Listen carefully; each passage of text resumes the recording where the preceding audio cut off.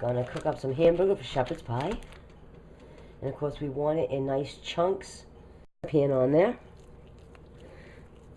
So what I do is I put on my pan, turn my burner up to about 6.5, which is about 2/3 of the way. It's just past medium, because between 6, 7 and up is your frying area. Now I know a lot of people just take the hamburger and they throw it in and they chop it up as they go and it gets all stringy. Personally, I like to be able to taste my meat, so once the pan is warm enough and you can feel that it's nice and warm, you can feel the heat coming off the pan a little bit. It's not quite frying area yet, because you still want to break up your hamburger. And what I do is just take a small handful and I squish it just a little bit with my hand, and then using these 3 fingers, just pinch it. Turns it into nice chunks. And just keep going. It goes very fast when you do it this way.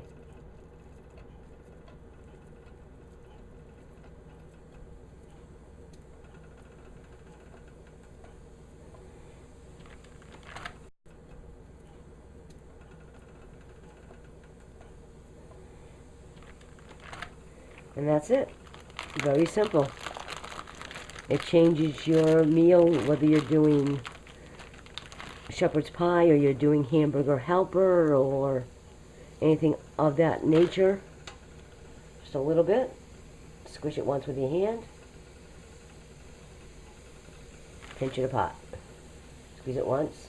If it's bigger, squeeze it with your other hand as well, obviously. And you won't get that stringy, mushy taste. You get good tasting hamburger.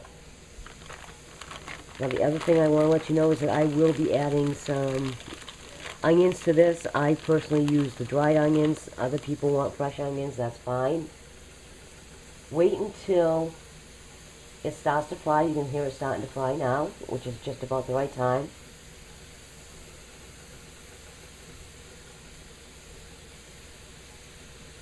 Once it's fried a little bit and you have a little grease in the pan, before it's fried all the way through, that's when you want to put in your onion.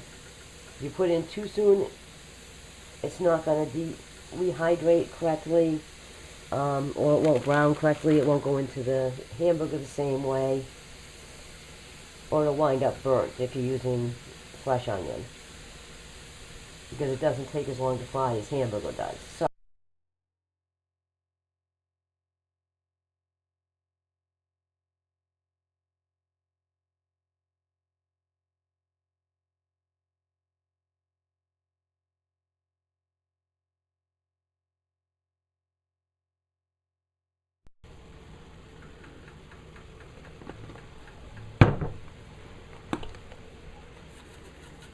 so now you can see it bubbling. This is the good time to put it in.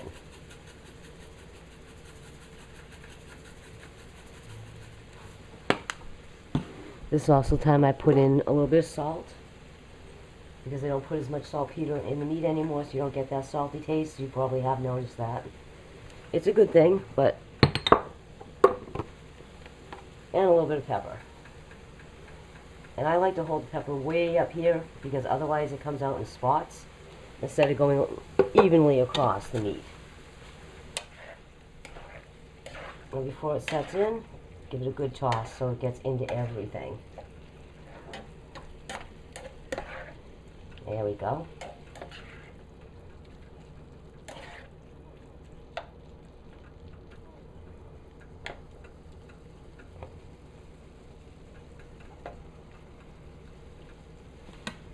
I want the flavor to get in there good, so I'm going to cover up for a few minutes.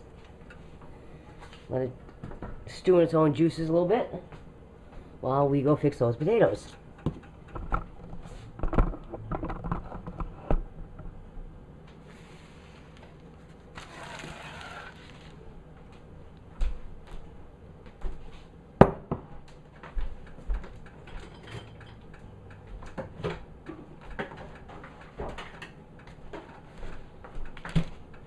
You can always put put milk in a small dish and warm it up if you don't want to get your potatoes too cold.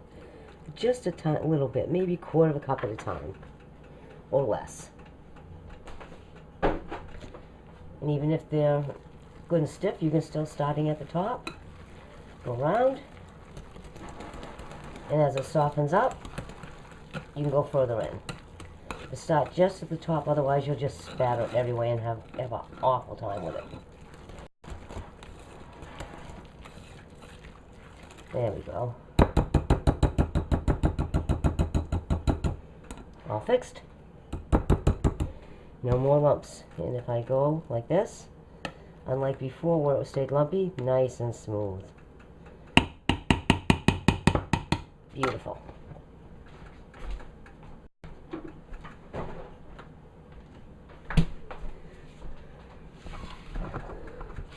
Let's see how that's doing now.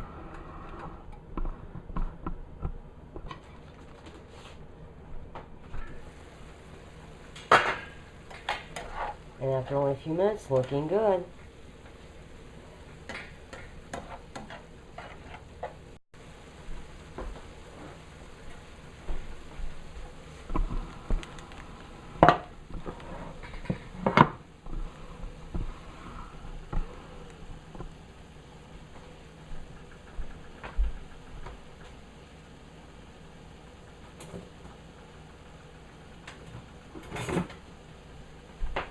Yes, putting the cover on also makes it cook a little bit faster, as well as softer. So, when I go to take it out, I use this spoon with all the holes in it, because I don't want all the grease in there. I want to drain some of that out.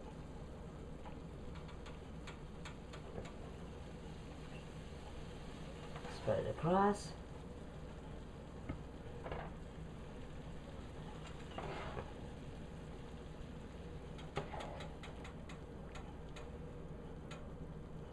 Yes, holding the pan at an angle will help get more of it out, so don't worry about what falls down.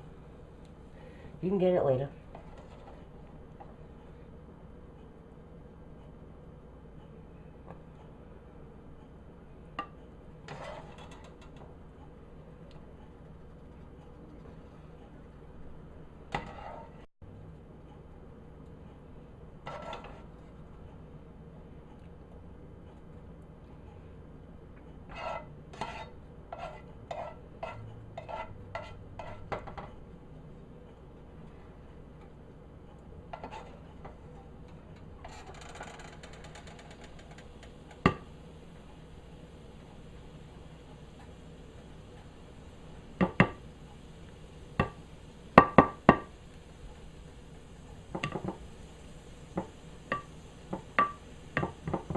Flattening it out will kind of give you an idea of how much is where, so it doesn't come out too uneven.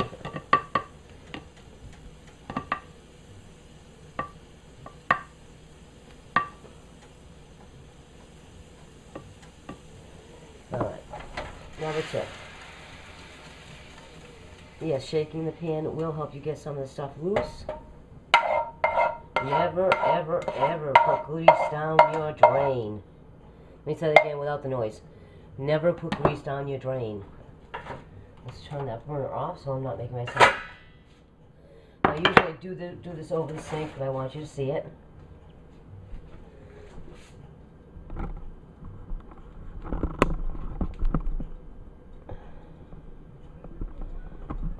I keep an old can here, and all my grease goes in the can. Why? Because pouring it down the drain can damage your drain. It can cause it to clog up.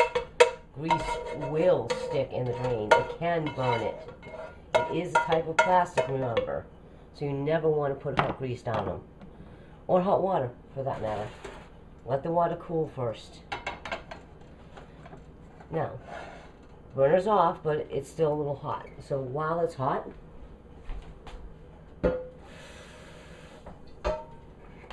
put in a little bit of water. Tiny bit of Dawn. I use a fork that I lay around. That way if there's any lumps or anything stuck to the pan, I can easily get it off while it's still warm.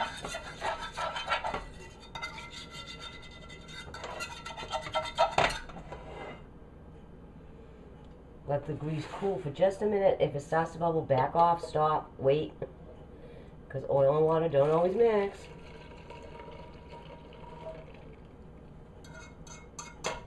And your pan's just about clean. One swipe around with the spongy, and you have a nice clean pan. No fuss, no bother, no scrubbing.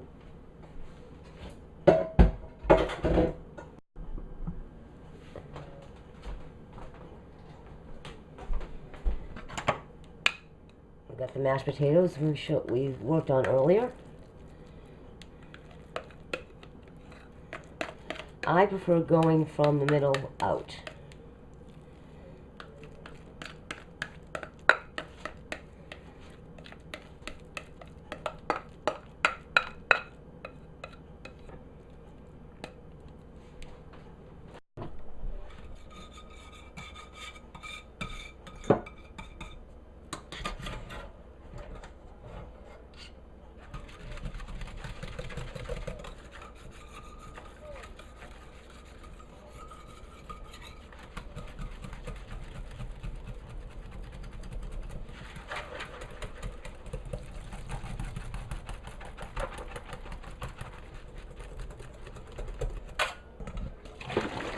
There you go. Cleans the whisk and the bowl at the same time.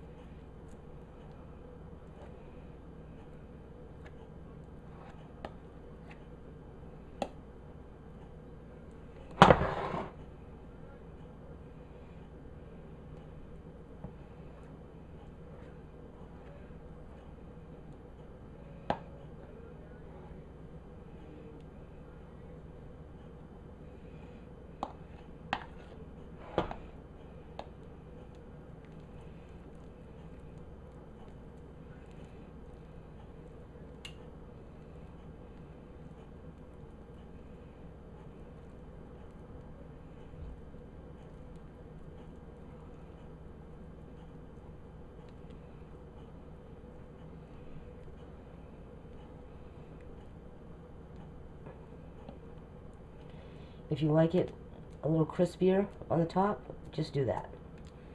Make just like you would lemon meringue. Just bring those little pieces up. You don't have to. You can leave it flat if you like. It's all in your own preference. I like it somewhere in between, so I just do that.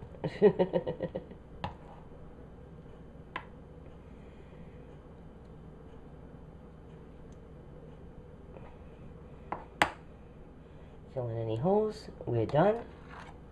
Go right around the edge, make it look clean. Or you can use a paper towel to do it, whatever makes you happy. And I always put that last lump right in the middle.